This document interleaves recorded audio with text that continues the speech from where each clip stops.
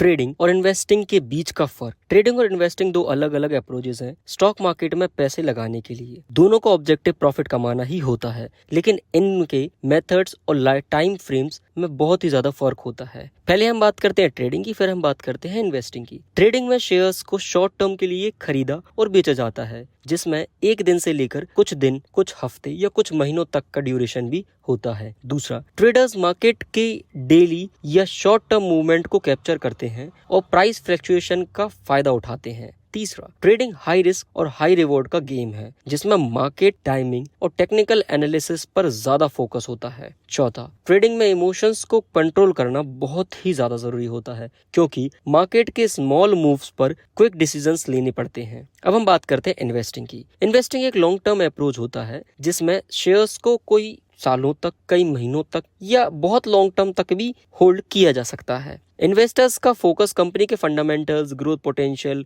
और long term value creation पर होता है। इन्वेस्टिंग में रिस्क कम होता है और कंपेयर टू ट्रेडिंग, लेकिन पेशेंस और मार्केट का डीप अंडरस्टैंडिंग होना चाहिए। इन्वेस्टर्स मार्केट के शॉर्ट टर्म फ्लक्चुएशन को इग्नोर करते हैं और अपने इन्वेस्टमेंट को लॉन्ग टर्म के रिटर्न के लिए होल्ड करते हैं। अब इन्वेस्टमेंट में भी दो प्रकार की इन्वेस्टमेंट होती है। पहली होती है लॉन्ग टर्म इन्वेस्टमेंट, दूसरी होती है शॉर्ट टर्म इन्वेस्टमेंट। तो भैया लॉन्ग टर्म इन्वेस्टमेंट और शॉर्ट टर्म इन्वेस्टमेंट को हम डिटेल से समझते हैं। लॉन्ग टर्म इन्वेस्टमेंट वो होती है जिसमें पैसे को मिनिमम 5 साल या उससे ज्यादा के लिए इन्वेस्ट किया जाता है, यानी कि निवेश किया जाता है। इसका ऑब्जेक्टिव कंपाउंडिंग के थ्रू वेल्थ क्रिएशन होता है। कंपाउंडिंग यानी कि चक्रवृद्धि। इन्वेस्टर्स को रिटर्न लेने के लिए टाइम मिलता है और मार्केट को वॉलेटिलिटी से बचने के चांसेस भी मिलते हैं। Long term investors typically large cap stocks, mutual funds, bond और रियल एस्टेट में इन्वेस्ट करते हैं। मार्केट के short term ups and downs का इन पर कोई असर नहीं होता है या कम असर होता है, और ये लॉन्ग टर्म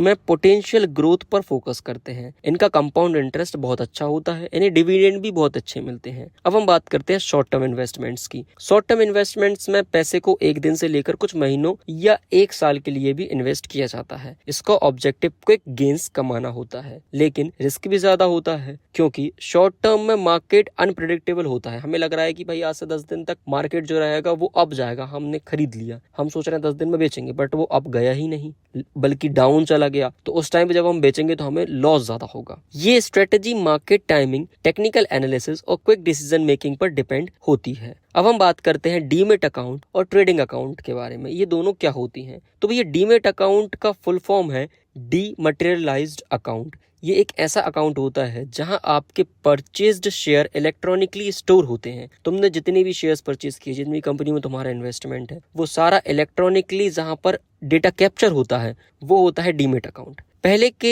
पहले के जमाने में शेयर्स फिजिकल फॉर्म में सर्टिफाइड होते थे, यानी कि पहले सर्टिफिकेट मिलता था, लेकिन अब ये इलेक्ट्रॉनिकली डीमेट अकाउंट में होल्ड किए जाते हैं। डीमेट अकाउंट आपके shares, bonds, ETFs, mutual funds extra को होल्ड करते हैं। जब आप शेयर्स खरीदते हैं तो वो डायरेक्टली आपके डीमेट अकाउंट में ट्रांसफर हो जाते हैं। अब हम बात करते हैं ट्रेडिंग अकाउंट की।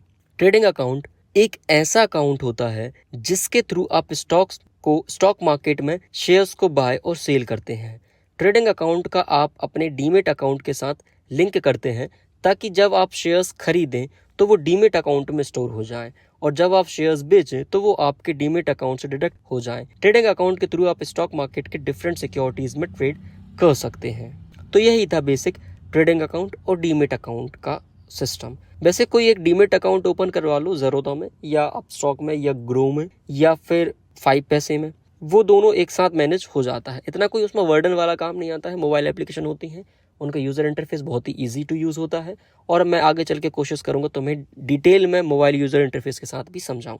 अपने जो भी डाउट्स हो उनको लिखते जाना और हमारे सोशल मीडिया प्लेटफॉर्म पर पूछते जाना और डिटेल से समझ में आने लगेगा।